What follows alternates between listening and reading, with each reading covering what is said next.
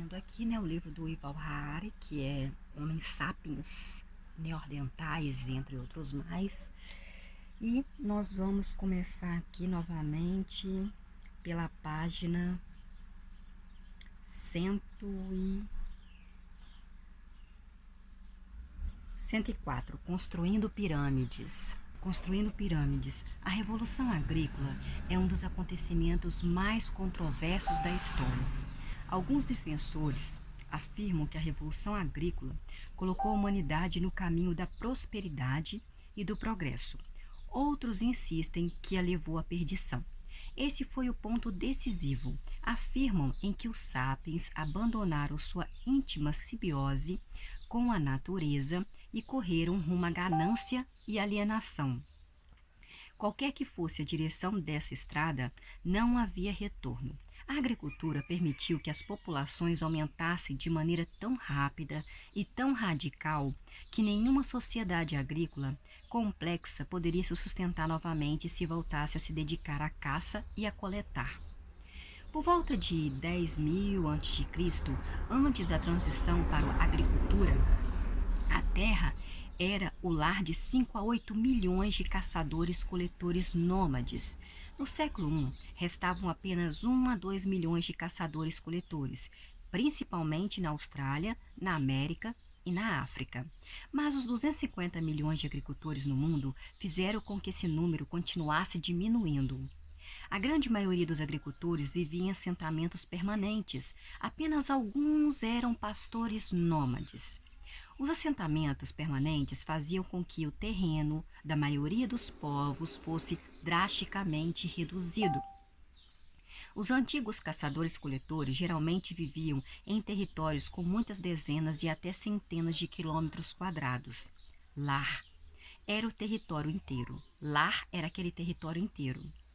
Com suas colinas, com seus rios, com suas florestas, com céu aberto, os camponeses, por sua vez, passavam a maior parte de seus dias trabalhando um pequeno campo ou um pequeno pomar. E sua vida doméstica se concentrava em uma estrutura apertada de madeira, pedra ou barro, medindo não mais do que algumas dezenas de metros a casa. Os camponeses, típico, desenvolveu um vínculo muito forte com essa estrutura. Essa foi uma revolução de longo alcance, cujo impacto foi psicológico, tanto quanto arquitetônico. Daí em diante, o vínculo com a minha casa e a separação dos vizinhos se tornaram um paradigma psicológico de uma criatura muito mais autoconcentrada. Os novos territórios agrícolas eram não só muito menores que os dos antigos caçadores-coletores, como também muito mais artificiais. Com exceção do uso do fogo, os caçadores-coletores faziam poucas modificações deliberadas nas terras por onde perambulavam. Os agricultores, por outro lado, viviam em ilhas humanas artificiais que eles talhavam laboriosamente a partir da natureza ao redor. Eles derrubavam florestas, caçavam canais, limpavam campos, construíam casas, sulcavam a terra e plantavam árvores frutíferas em fileiras ordenadas. O habitat artificial resultante era destinado apenas aos humanos e suas plantas e animais, sendo muitas vezes delimitado por muros e por cercas. As famílias de agricultores faziam tudo o que estava a seu alcance para manter distância de animais selvagens e ervas daninhas e impertinentes. Se tais intrusos conseguiam entrar, eram expulsos. Se persistiam seus adversários humanos, procuravam maneiras de exterminá-los. Erguiam-se defesas particularmente fortes ao redor da casa, do início da agricultura até os nossos dias. Bilhões de humanos armados com galhos, mata-moscas, sapatos e pulverizadores de veneno têm travado guerras incansáveis contra formigas diligentes, baratas furtivas, aranhas aventureiras e besouros desorientados que se filtram constantemente no domicílio humano. Durante a maioria da parte da história, esses enclaves feitos pelo homem permaneceram muito pequenos, cercados por extensões de natureza selvagem. A superfície do planeta mede cerca de 510 milhões de quilômetros quadrados, dos quais 155 milhões são de terra. Em 1400, a grande maioria dos agricultores, junto com suas plantas e animais, se reunia em uma área de apenas 11 milhões de quilômetros quadrados. 2% da superfície da Terra, esses 11 milhões de quilômetros quadrados é só 2% da superfície da Terra. Todos os outros lugares eram frios demais. Nossa. Todos os outros lugares, eles eram frios demais, quente demais, secos demais, úmidos demais ou de alguma outra forma inadequados para o cultivo. Esses minúsculos 2% da superfície do planeta constituíam o palco em que a história se desenrolou. As pessoas tinham dificuldade de abandonar suas ilhas artificiais. Elas não podiam abandonar suas casas, não poderiam abandonar seus campos, não poderiam abandonar os seus celeiros, sem um grave risco de perdê-los. Além disso, com o passar do tempo, as pessoas acumularam cada vez mais objetos, não facilmente transportáveis, que as prendiam naquele local. Os antigos agricultores podem nos parecer miseráveis, mas uma família típica tinha mais artefatos que uma tribo inteira de caçadores-coletores. A Chegada do Futuro, página 106. A chegada do futuro. Enquanto o espaço agrícola se reduziu, o tempo agrícola se expandiu. Os caçadores-coletores normalmente não perdiam muito tempo pensando no mês ou no verão seguinte. Os agricultores viajavam em suas imaginações. Anos e décadas no futuro que eles viajavam. Os caçadores-coletores desconsideravam o futuro porque viviam do que havia disponível e somente com dificuldade conseguiam conservar alimentos ou acumular bens. É claro que eles faziam alguns planos. Os criadores da arte rupestre de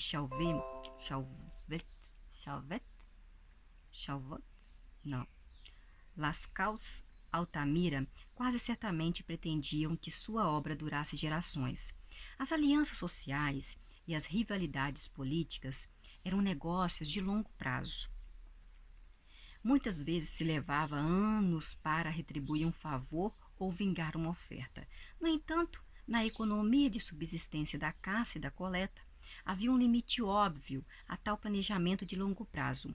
Paradoxalmente, isso poupava os caçadores-coletores de muitas ansiedades. Não fazia sentido se preocupar com coisas que eles não podiam controlar. A Revolução Agrícola tornou o futuro muito mais importante do que havia sido até então. Os agricultores sempre precisam ter o futuro em mente e trabalhar em função daquele futuro. A economia agrícola se baseava em um ciclo sazonal de produção, compreendendo longos meses de cultivo seguidos de breves períodos de colheita. Na noite após o fim de uma colheita farta, os camponeses podiam celebrar tudo o que tinham obtido, mas dali a uma semana estavam novamente se levantando ao amanhecer para uma longa jornada de trabalho no campo. Embora houvesse comida suficiente para o dia seguinte, a semana seguinte e até mesmo o mês seguinte, eles precisavam se preocupar com os anos seguintes, com o futuro. A preocupação com o futuro tinha origem não só nos ciclos sazonais de produção, como também na incerteza fundamental da agricultura, uma vez que a maioria dos vilarejos vivia do cultivo de uma variedade limitada, um limite de plantas e animais domesticados. Eles estavam à mercê das secas, das inundações e das pestes também. Os camponeses eram obrigados a produzir mais do que consumiam para que pudesse acumular reservas. 100 grãos no silo, frascos de azeite no porão, queijo na despensa e linguiças pendendo das vigas no telhado, eles passariam fome em anos ruins. E eles estavam fadados a se deparar com anos ruins, mais cedo ou mais tarde.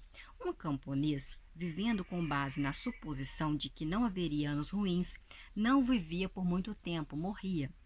Em consequência deste, o advento de agricultura e as preocupações com o futuro se tornaram atores importantes no teatro da mente humana, onde os agricultores dependiam da chuva para regar os seus campos.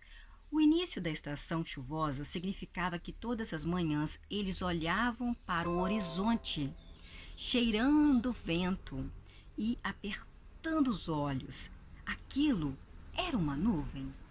As chuvas viriam em tempo? Choveria o suficiente? Tempestades violentas varreriam as sementes dos campos, iriam destruir as mudas. Enquanto isso, nos vales dos rios Eufrates, Indo e Amarelo, outros camponeses monitoravam com não menos apreensão o nível da água. Eles precisavam que os rios subissem a fim de espalhar a camada superior de solo fértil trazida das terras altas e enchesse de água seus vastos sistemas de irrigação. Mas as cheias fora da hora ou abundantes demais podiam destruir os campos tanto quanto uma seca. Os camponeses se preocupavam com o futuro não só porque tinham mais motivos para se preocupar, mas também porque podiam fazer algo a respeito.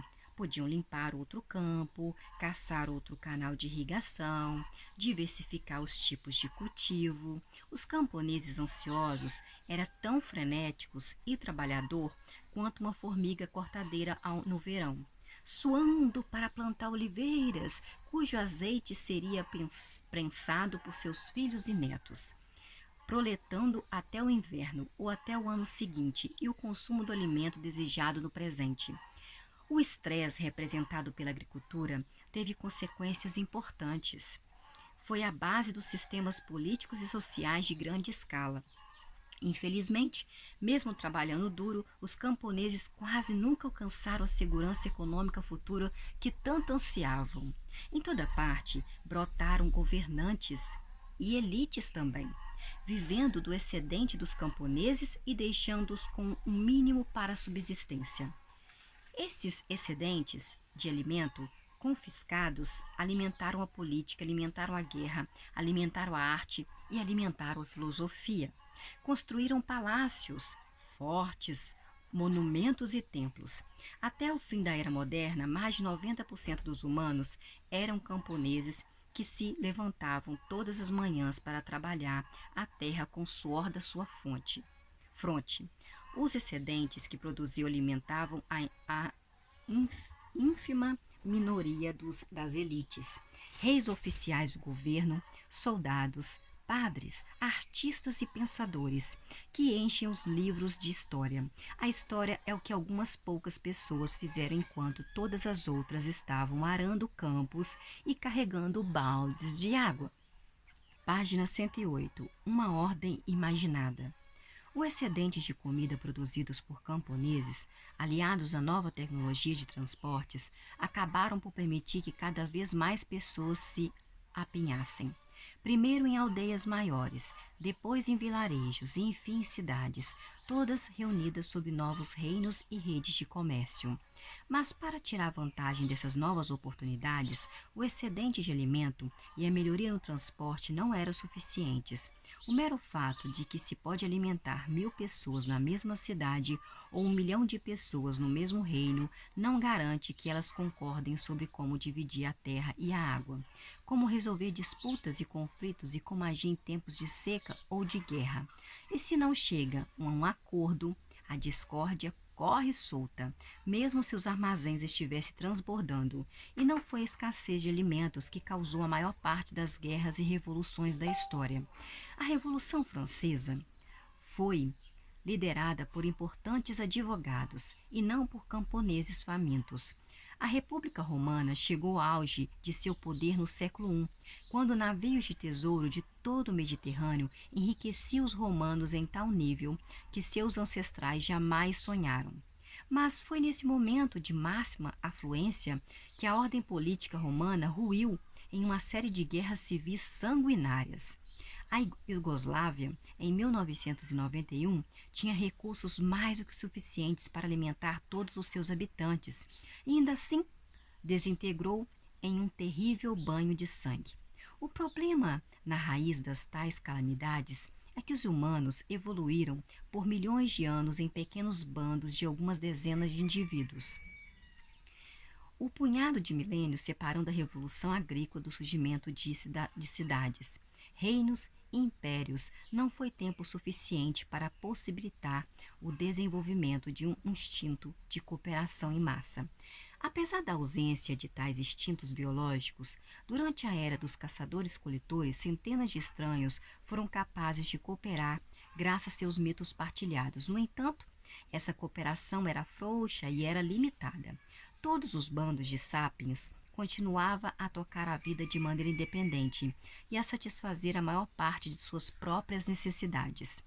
Um sociólogo arcaico vivendo há 20 mil anos, sem conhecimento do que aconteceria após a Revolução Agrícola, poderia muito bem ter concluído que a mitologia tem um escopo um tanto limitado.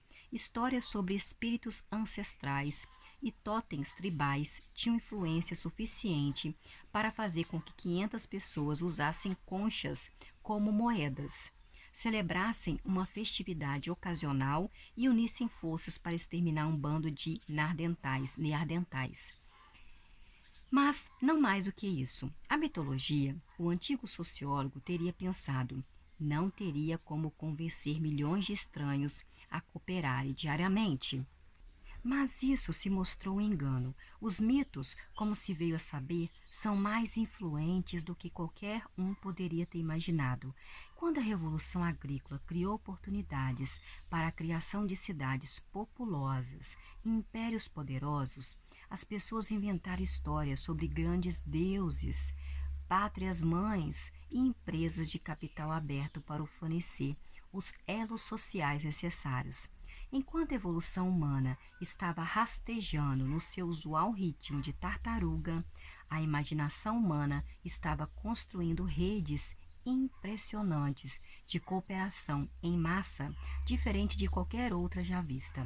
Por volta de 8.500 a.C., os maiores assentamentos do mundo eram vilarejos como Jericó, que continha algumas centenas de indivíduos. Em 7.000 anos antes de Cristo, a cidade de Catal, na Anatólia, tinha entre 5.000 a 10.000 indivíduos. É bem possível que fosse o maior assentamento do mundo lá naquela época. Durante o quinto e quarto milênio antes de Cristo, cidades com dezenas de milhares de habitantes floresceram no crescente fértil, e cada uma delas tinha uma influência sobre muitos vilarejos nas proximidades. Em 3100 a.C., todo o vale do Baixo Nilo estava unido no primeiro reino egípcio. Seus faraós governavam milhares de quilômetros quadrados e centenas de milhares de pessoas. E por volta de 2250 a.C., Sargão, o Grande, construiu o primeiro império, o Acadiano. Ostentava mais de 1 milhão de súditos e um exército permanente de 5,4 milhões de mil soldados. Entre 1000 a.C. e 500 a.C., apareceram os primeiros mega-impérios no Oriente Médio, o Império Assírio, o Império Babilônico e o Império Persa. Eles governavam muitos milhões de súditos e comandavam dezenas de milhares de soldados. Em 221 a.C., a dinastia Qin unificou a China e logo depois Roma unificou a bacia do Mediterrâneo. Os impostos cobrados dos 40 milhões de súditos, Qin financiava um exército permanente de centenas de milhares de soldados e uma burocracia complexa que empregava mais de 100.000 oficiais. O Império Romano, em seu auge, arrecadava impostos de até 100 milhões de súditos. Essa receita financiava um exército permanente de 250.000 a 500.000 soldados, uma rede rodoviária ainda em uso 15 séculos depois, e teatros e anfiteatros que abrigavam espetáculos ainda hoje, gente.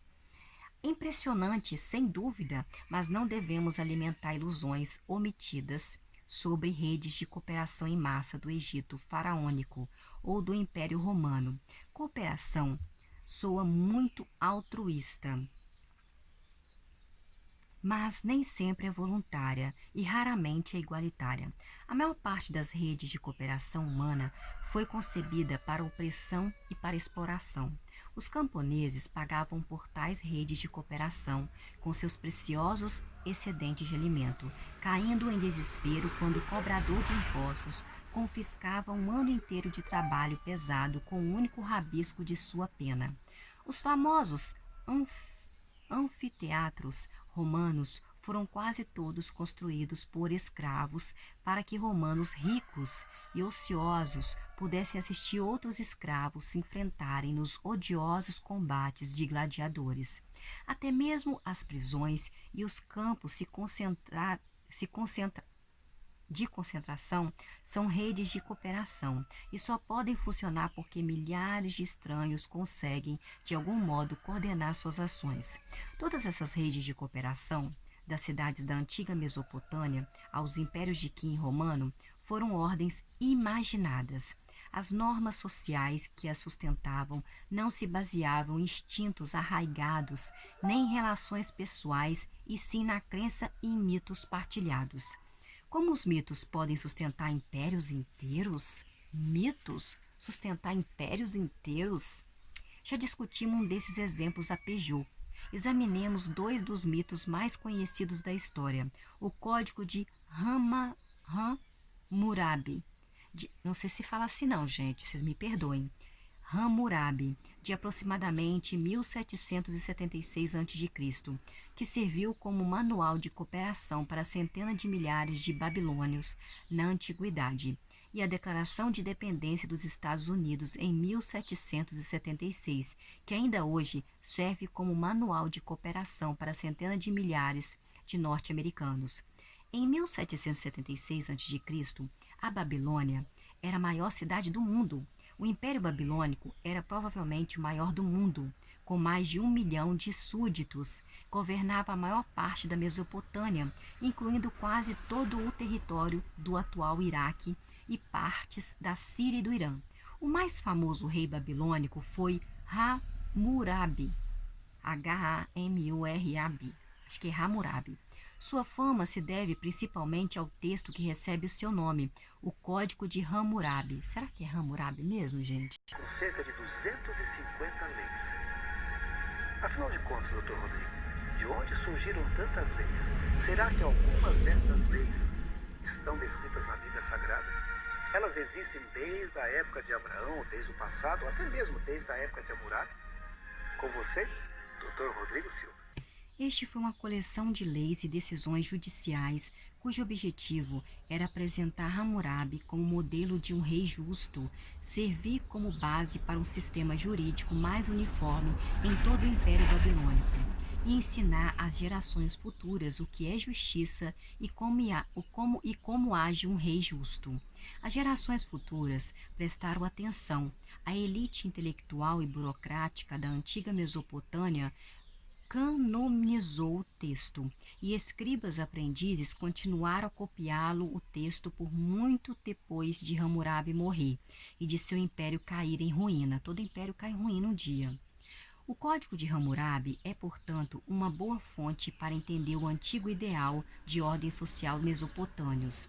O texto começa afirmando que os deuses Anu, Enlil e Marduk, as principais deidades do panteão mesopotâmio, nomearam Hammurabi para fazer a justiça prevalecer na terra, abominar o que é mau e perverso, impedir que os fortes oprimam os fracos. Então, lista cerca de 300 julgamentos de acordo com a seguinte fórmula estabelecida: se tal e tal coisa acontecer, tal é o julgamento. Por exemplo, julgamentos de 196 e 209, 214 afirmam.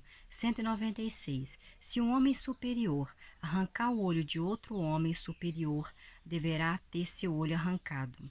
197. Se ele quebrar o osso de outro homem superior, deverá ter seu osso quebrado. 198. Se ele arrancar o olho de um homem comum ou quebrar o osso de um homem comum, deverá pagar 60 ciclos de prata.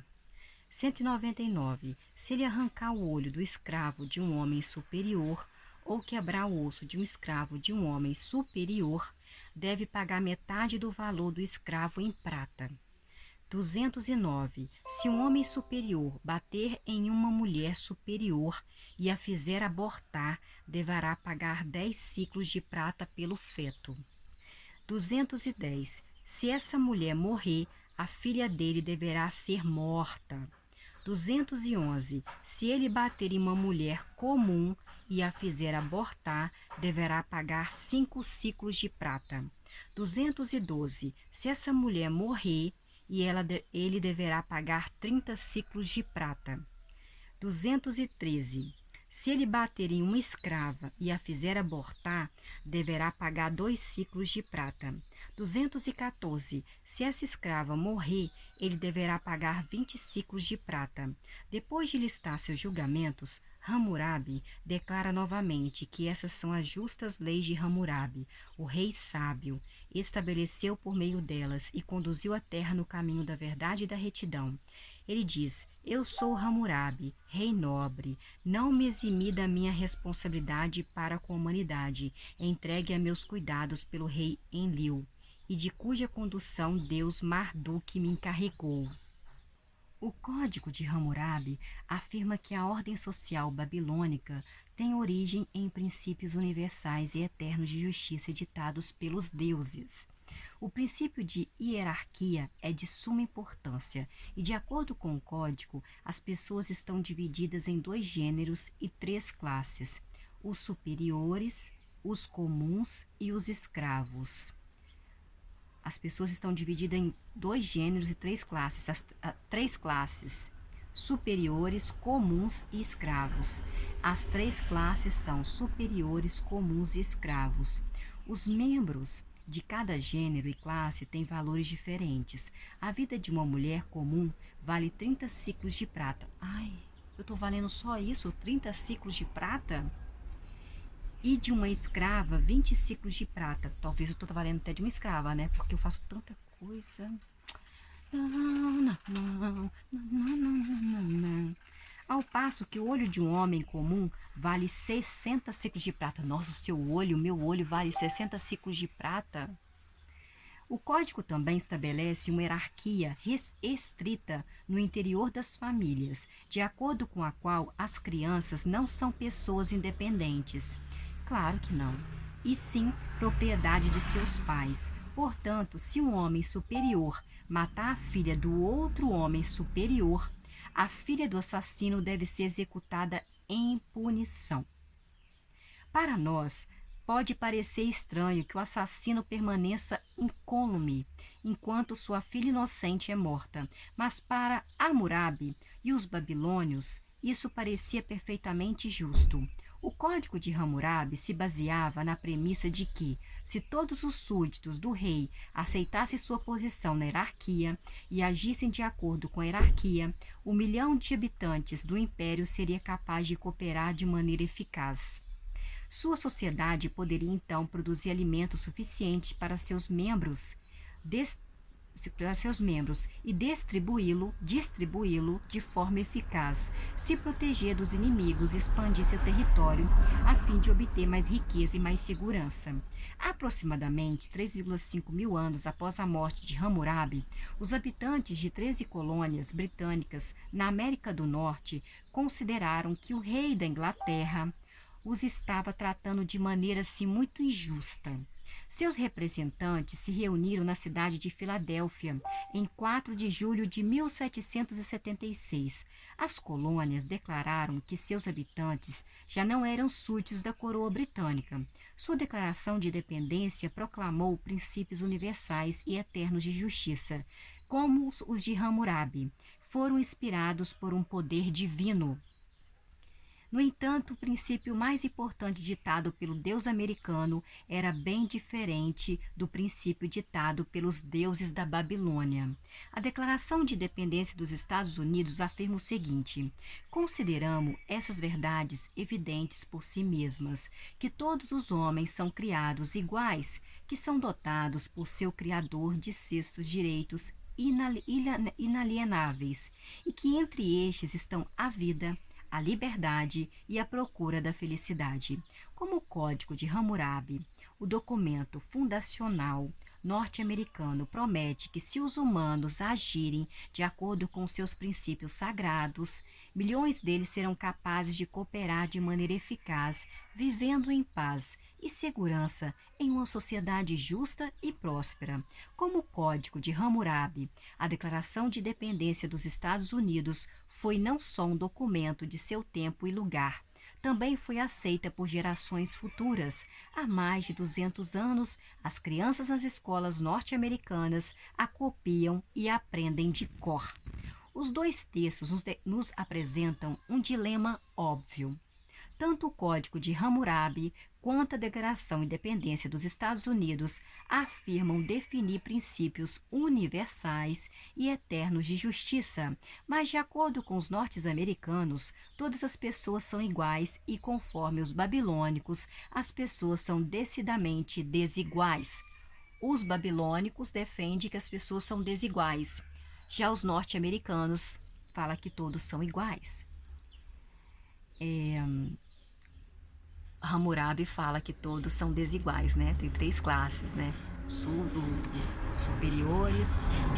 Os Estados Unidos afirmam definir princípios universais e eternos de justiça, mas, de acordo com norte-americanos, todas as pessoas são iguais e, conforme os babilônios, as pessoas são decididamente desiguais.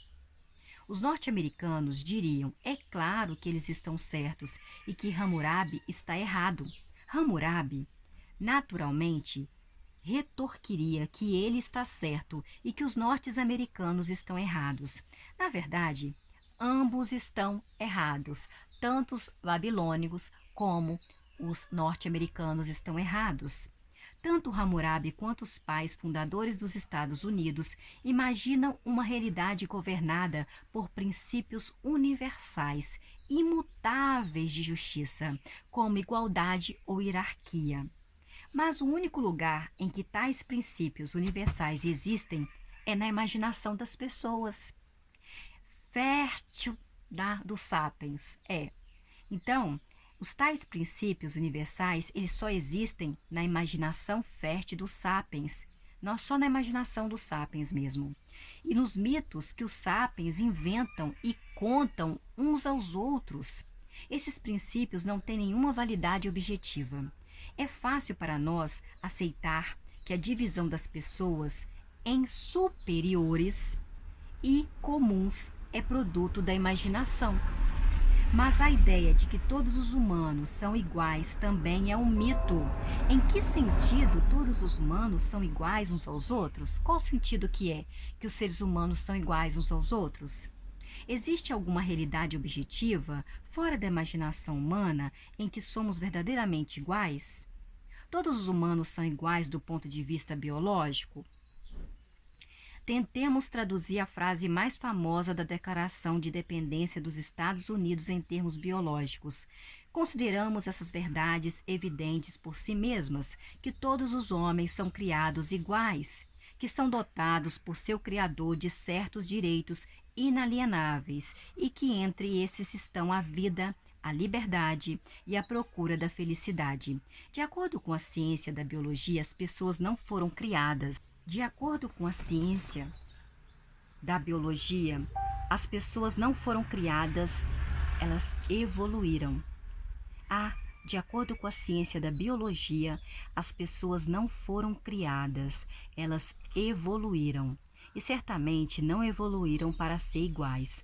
A ideia de igualdade está intrinsecamente ligada à ideia de criação.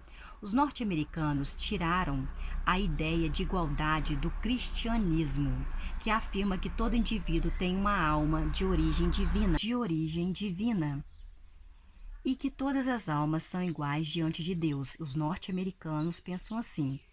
Falam isso. No entanto, se não acreditarmos nos mitos cristãos sobre Deus, criação e almas, o que significa dizer que todas as pessoas são iguais? A evolução se baseia na diferença e não na igualdade. Cada pessoa carrega um código genético um pouco diferente e exposta desde o nascimento a diferentes influências ambientais. Isso leva ao desenvolvimento de diferentes qualidades que carregam consigo diferentes chances de sobrevivência. Portanto, são criados iguais. Deveria ser traduzido como evoluíram de forma diferente. Assim como as pessoas nunca foram criadas, tampouco de acordo com a ciência da biologia, existe um criador que as tem dotado de alguma coisa. Apenas um processo evolutivo cego, destituído de propósito, levando ao nascimento de indivíduo, são dotados por seu criador e deveria ser traduzido simplesmente como nasceram. Igualmente, não existem direitos na biologia. Há apenas órgãos, habilidades e características. Os pássaros voam não porque têm o direito de voar, mas porque eles têm asas para voar. E não é verdade que esses órgãos, essas habilidades, essas características são inalienáveis.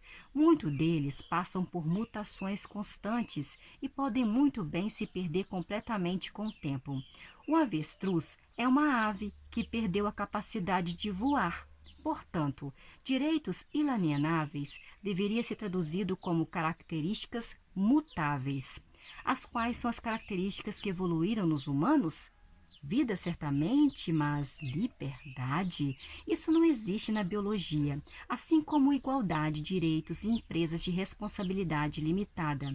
A liberdade é algo que as pessoas inventaram e que só existe em nossa imaginação. De uma perspectiva biológica, não faz sentido dizer que os humanos em sociedades democráticas são livres, ao passo que os humanos em sociedades ditatoriais não são livres. E quanto à felicidade, gente? Até o momento, as pesquisas biológicas foram incapazes de propor uma definição clara de felicidade ou uma maneira de medir a felicidade com objetivamente. A maioria dos estudos biológicos reconhece apenas a existência de prazer, que é mais facilmente definido e medido. Portanto, a vida, a liberdade e a procura da felicidade deveria ser traduzido como a vida e a procura do prazer. Aqui está a frase da Declaração de Independência dos Estados Unidos traduzida em termos biológicos. Consideramos essas verdades evidentes por si mesmas, que todos os homens evoluíram de forma diferente, que nasceram com certas características mutáveis, e que entre estes estão a vida e a procura do prazer. Os defensores da igualdade e dos direitos humanos talvez fiquem escandalizados com essa linha de raciocínio. Sua reação provavelmente será: nós sabemos que as pessoas não são iguais biologicamente, mas se acreditarmos que somos todos iguais em essência, isso nos permitirá criar uma sociedade estável e próspera. Eu não tenho nenhum argumento contra isso. É exatamente o que eu quero dizer com ordem imaginada. Acreditamos em uma ordem em particular não porque seja objetivamente verdadeira, mas porque acreditar nela nos permite cooperar de maneira eficaz e construir uma sociedade melhor. Ordens imaginadas não são conspirações malignas ou miragens inúteis. Ao contrário, são a única forma pela qual grandes números de seres humanos podem cooperar efetivamente. Lembre-se, no entanto, que Hammurabi pode ter defendido seu princípio de hierarquia usando a mesma lógica. Eu sei que homens superiores, homens comuns e escravos não são um tipo de pessoas inerentemente diferentes. Mas se acreditarmos que eles são diferentes, isso nos permitirá criar uma sociedade estável e próspera. O que realmente acreditam? Página 115. O que realmente acreditam? É provável que alguns leitores tenham se contorcido na cadeira ao ler os parágrafos anteriores. A maioria de nós é educada para reagir realmente dessa forma. É fácil aceitar o código de Hammurabi como um mito, mas não queremos ouvir que os direitos humanos também são um mito. Se as pessoas perceberem que os direitos humanos só existem na imaginação, nossa sociedade não corre o risco de desmoronar? Corre sim o risco de desmoronar. Voltaire afirmou a respeito de Deus. Ele disse, Voltaire diz, Deus não existe. Mas não conte isso ao meu servo, para que ele não me mate durante a noite. Hammurabi teria dito o mesmo que Voltaire disse sobre seu princípio de hierarquia e Thomas Jefferson sobre os direitos humanos. O Homo sapiens não tem direitos naturais, assim como aranhas, hienas e chimpanzés não têm direitos naturais. Mas não conte isso aos nossos servos, para que eles não nos matem durante a noite. Tais temores são justificados. Uma ordem natural é uma ordem estável. Não existe a menor chance de que a gravidade deixe de funcionar amanhã, mesmo que as pessoas deixem de acreditar na gravidade. Por sua vez, uma ordem imaginada está sempre sob ameaça de colapso, porque depende de mitos. E os mitos desaparecem quando as pessoas deixam de acreditar nos mitos. Para salvaguardar uma ordem imaginada, são necessários esforços árduos e contínuos. Alguns desses esforços assumem a forma de violência e coerção. Exércitos, forças policiais, tribunais e prisões estão a tempo todo em ação, forçando as pessoas a agirem de acordo com a ordem imaginada. Se o antigo babilônico cegasse seu vizinho, normalmente era necessário certa dose de violência para que cumprisse a lei de olho por olho. Quando, em 1860, uma maioria de cidadãos norte-americanos concluiu que os escravos africanos são seres humanos e devem, portanto, gozar do direito da liberdade, foi necessária uma guerra civil sanguinária para os estados do sul concordassem. No entanto, uma ordem imaginada não pode se sustentar apenas por meio da violência. Requer também que algumas pessoas realmente acreditem nela. O príncipe Talleyrand, que começou a sua carreira camaleônica sob Luís XVI para posteriormente servir o regime revolucionário e napoleônico e enfim trocar sua lealdade a tempo de terminar seus dias de trabalho para a monarquia restaurada, resumiu décadas de experiência governamental afirmando que podemos fazer muitas coisas com baionetas, mas é muito desconfortável sentar sobre as baionetas. Um único padre muitas vezes faz o trabalho de uma centena de soldados, só que é muito mais barato e eficaz. Além do mais, não importa quão eficientes sejam as baionetas, alguém precisa empunhá-las, porque os soldados, os carcereiros, os juízes e policiais manteriam uma ordem imaginada em que não acreditassem? De todas as atividades humanas coletivas, a mais difícil de organizar é a violência. Dizer que uma ordem social é mantida por força militar imediatamente levanta a pergunta: o que mantém a ordem militar, hein? É impossível organizar um exército unicamente por meio de coerção. Pelo menos alguns dos comandantes e soldados precisam acreditar realmente em alguma coisa, seja Deus, seja honra, seja pátria, seja coragem ou seja dinheiro. Uma questão ainda mais interessante diz respeito àqueles que se situam no topo da pirâmide social. Por que eles desejariam impor uma ordem imaginada se eles mesmos não acreditam nessa ordem? É muito comum argumentar que a elite pode fazer isso por ganância cínica. Por ganância cínica. Mas um cínico que não acredita em nada dificilmente é ganancioso. Não é preciso muito para satisfazer as necessidades biológicas objetivas do Homo sapiens. Depois que tais necessidades são satisfeitas, mais dinheiro pode ser gasto na construção de pirâmides, sair de férias pelo mundo, financiar campanhas eleitorais, bancar uma organização terrorista ou investir na bolsa de valores e ganhar mais dinheiro, todas as quais são atividades que um cínico de verdade consideraria absolutamente sem sentido. Diógenes, o filósofo grego que fundou a escola cínica, vivia em um barril. Quando Alexandre Magno certa vez visitou Diógenes enquanto ele descansava ao sol e perguntou se havia alguma coisa que pudesse fazer por ele, o cínico respondeu ao conquistador todo-poderoso: sim, há algo que possa fazer. Por favor, vá um pouco para o lado, você está tapando o sol. É por isso que os cínicos não constroem impérios e que uma ordem imaginada só pode ser mantida se grandes segmentos da população, e em particular grandes segmentos da elite e das forças de segurança, realmente acreditassem nela. O cristianismo não teria durado? Hein? O cristianismo não teria durado 2000 anos se a maioria dos bispos e padres não acreditasse em Cristo? A democracia norte-americana não teria durado 250 anos se a maioria dos presidentes e congressistas não acreditasse nos direitos humanos. O sistema econômico moderno não teria durado um único dia se a maioria dos investidores e banqueiros não acreditasse no capitalismo. Os muros da prisão. Como você faz as pessoas acreditarem em uma ordem imaginada, como o cristianismo, como a democracia, o capitalismo? Primeiro, você nunca admite que a ordem é imaginada. Você sempre insiste que a ordem que sustenta a sociedade é uma realidade objetiva, criada pelos grandes deuses ou pela lei da natureza.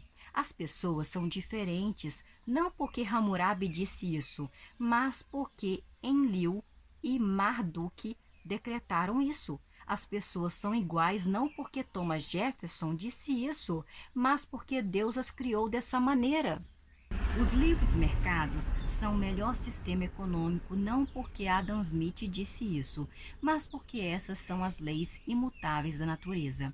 Você também educa as pessoas o tempo todo. Do momento em que nasce, você educa, você as lembra constantemente dos princípios da ordem imaginada, que estão presentes em tudo, estão presentes nos contos de fadas, estão presentes nos dramas, estão presentes nas pinturas, nas canções, na etiqueta, na propaganda política, na arquitetura, nas receitas e também na moda. Por exemplo, hoje as pessoas acreditam em igualdade.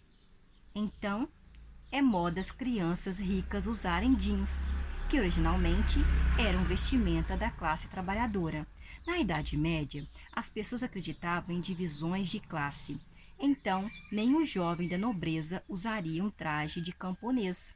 Na época, ser chamado de senhor ou senhora era um privilégio raro reservado para a nobreza e muitas vezes adquirido com sangue. Hoje, todas as correspondências formais, independentemente de destinatário, começam com prezado senhor ou senhora. As humanidades e as ciências sociais dedicam a maior parte de suas energias a explicar exatamente como a ordem imaginada é tecida na trama da vida. No espaço limitado à nossa disposição, só podemos arranhar a superfície. Três fatores principais impedem as pessoas de perceberem que a ordem que organiza nossa vida só existe em nossa imaginação. A ordem imaginada está incrustada no mundo material. Embora só exista em nossa mente, a ordem imaginada pode se entremear na realidade à nossa volta e até mesmo ser gravada em pedra. Atualmente, a maioria dos ocidentais acredita no individualismo. Eles acreditam que todo ser humano é um indivíduo, cujo valor não depende de que outras pessoas pensam ao seu respeito. Cada um de nós tem dentro de si um raio de luz brilhante que dá valor, o significado à vida. Nas escolas ocidentais de hoje, os professores e os pais dizem às crianças que se os colegas zombarem delas, elas devem ignorar somente elas mesmas e não os outros. Conhece seu verdadeiro valor. Na arquitetura moderna, esse mito sai da imaginação e toma forma em tijolo e argamassa.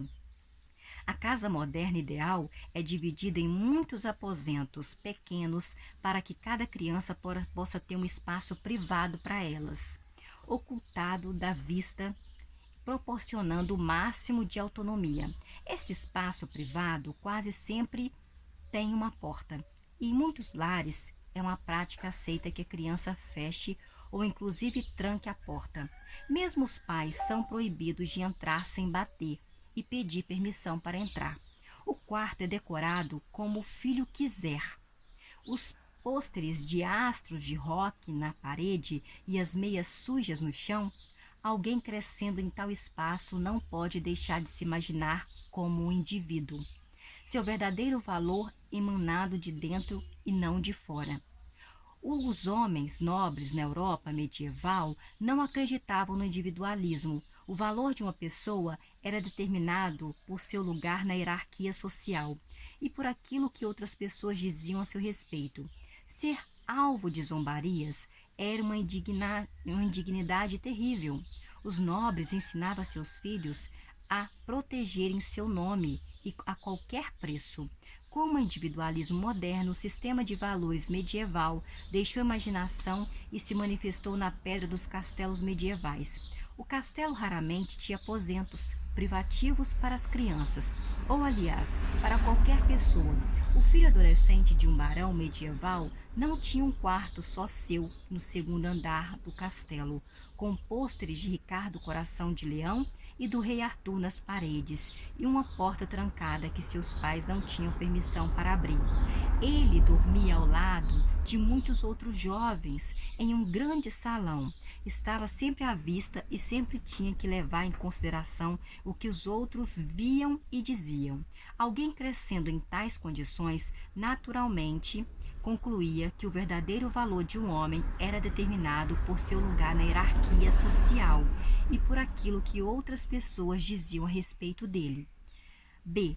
A ordem imaginada define nossos desejos. A maioria das pessoas não quer aceitar que a ordem que governa a sua vida é imaginar, é imaginação. Mas, na verdade, cada pessoa nasce em uma ordem imaginada preexistente, e seus desejos são moldados desde o nascimento pelos mitos dominantes. Nossos desejos pessoais, portanto, se tornam as defesas mais importantes da ordem imaginada. Por exemplo, os desejos mais valorizados dos ocidentais de hoje são definidos por mitos românticos, nacionalistas, capitalistas e humanistas que estão ali há séculos. Amigos dando conselhos muitas vezes dizem uns aos outros: siga seu coração. Mas o coração é um agente duplo que geralmente recebe instruções dos mitos dominantes do momento. É a própria recomendação de seguir seu coração era implantada em nossa mente por uma combinação de mitos românticos do século XIX e mitos consumistas do século XX. A Coca-Cola Company, por exemplo, promoveu a Diet Cola pelo mundo sob a slogan Diet Cola, The Right Feels Good. Não sei ler isso não, gente, não sei inglês. Coca-Cola Diet, faça o que lhe faz bem. Mesmo aqueles que as pessoas imaginam serem seus desejos mais pessoais, geralmente são programados pela ordem imaginada. Consideramos, por exemplo, o desejo popular de passar férias no exterior. Não tenho não. Não há nada de natural ou óbvio nisso. Um chimpanzé macho alfa jamais pensaria em usar seu poder para passar férias no território de um bando de chimpanzés vizinhos. A elite do Egito Antigo gastou sua fortuna construindo pirâmides e mumificando seus cadáveres, mas quase ninguém pensou em ir fazer compras na Babilônia ou esquiar na Fenícia. As pessoas hoje gastam grandes somas de dinheiro com férias no exterior, porque realmente acreditam nos mitos do consumismo romântico. O romantismo nos diz que, para aproveitar ao máximo nosso potencial humano, devemos ter tantas experiências diferentes quanto possível. Devemos nos abrir a um amplo leque de emoções, experimentar vários tipos de relacionamento, provar culinárias diferentes, aprender e apreciar diferentes estilos de música. Uma das melhores maneiras de fazer tudo isso é escapar da nossa rotina diária, deixar para trás nosso cenário familiar e viajar para terras distantes, onde podemos vivenciar a cultura, os aromas, os sabores e as normas de outros povos. Ouvimos repetidas vezes os mitos românticos sobre como uma nova experiência abriu meus olhos e mudou a minha vida. O consumismo nos diz que para sermos felizes, precisamos consumir tantos produtos e serviços quanto possível. Se sentimos que algo está faltando ou fora de lugar, provavelmente precisamos comprar um produto, como um carro, uma roupa nova, uma comida orgânica ou um serviço. Limpeza doméstica, terapia de casais, aulas de yoga. Todo comercial de televisão é mais uma pequena lenda sobre como consumir algum produto ou serviço que tornará a vida melhor. O romantismo, que encoraja a variedade, casa perfeitamente com o consumismo. Esse casamento deu à luz o infinito, mercado de experiências, sobre o qual se ergueu a indústria de turismo moderna. A indústria de turismo não vende passagem aéreas e quarto de hotel, vende experiências. Paris não é uma cidade. Paris não é a Índia. A Índia não é, nem a Índia é um país. São ambos experiências cuja realização supostamente expande nossos horizontes, satisfaz nosso potencial humano e nos torna mais felizes. Consequentemente, quando a relação entre um milionário e sua esposa está passando por um período difícil, ele a leva para uma viagem cara a Paris. A viagem não é um reflexo de algum desejo independente, mas antes uma crença fervorosa nos mitos do consumismo romântico. Um homem rico no Egito Antigo jamais teria sonhado em resolver uma crise de relacionamento levando a esposa para uma viagem à Babilônia. Em vez disso, ele talvez construísse para ela uma tumba suntuosa que ela sempre quis. Como a elite do Egito Antigo, a maioria das pessoas, na maioria das culturas, dedica a vida a construir pirâmides. Só os nomes, as formas e os tamanhos dessas pirâmides mudam de uma cultura para outra. Elas podem assumir a forma, por exemplo, de uma casa de campo com piscina, grama sempre verde, uma bela cobertura em uma vista invejável. Poucas questionam os mitos que nos levam a desejar a pirâmide. A ordem imaginada é intersubjetiva, mesmo que por um esforço sobre-humano eu consiga livrar meus desejos pessoais das garras da ordem imaginada. Sou só uma pessoa e para mudar a ordem imaginada preciso convencer milhões de estranhos a cooperarem comigo, pois a ordem imaginada não é uma ordem subjetiva que só existe na minha imaginação. É antes uma ordem intersubjetiva que existe na imaginação partilhada de milhares e milhões de pessoas. Para entender isso, precisamos compreender a diferença entre o objetivo, o subjetivo e o intersubjetivo. Um fenômeno objetivo existe independente de consciência humana e das crenças humanas. A radioatividade, por exemplo, não é um mito. Emissões radioativas ocorriam muito antes de serem descobertas e são perigosas ainda que as pessoas não acreditam nelas.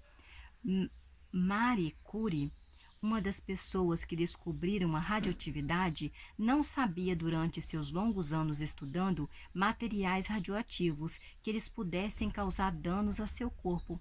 Embora não acreditasse que a radioatividade pudesse matá-la, ainda assim morreu de anemia aplástica, uma doença causada pela exposição excessiva a materiais radioativos. Subjetivo é algo que existe dependendo da consciência e das crenças de um único indivíduo. Desaparece ou muda se aquele indivíduo, em particular, mudar suas crenças. Muitos, quando crianças, acreditam na existência de um amigo imaginário, que é invisível, inaudível para o resto do mundo. O amigo imaginário existe unicamente na consciência subjetiva da criança. A quando a criança cresce e deixa de acreditar nele, ele desaparece. Intrasubjetivo é algo que existe na rede de comunicação ligando a consciência subjetiva de muitos indivíduos. Se um único indivíduo mudar suas crenças, ou mesmo morrer, será de pouca importância. No entanto, Se a maneira dos indivíduos na rede morrer ou mudar suas crenças, o fenômeno subjetivo se tornará ou desaparecerá. Fenômenos intersubjetivos não são fraudes malévolas, nem chamadas insignificantes. Charadas insignificantes. Elas existem de uma maneira diferente dos fenômenos físicos como radioatividade, mas seu impacto no mundo ainda pode ser gigantesco. Muitas das forças mais importantes da história são subjetivas. Leis, dinheiro, deuses e nações são histórias intersubjetivas. Leis, dinheiro, deuses e nações. Nós paramos na página 120 e nós retornamos com mais, porque são 400 páginas, né, meu amor? Beijos e beijos e beijos.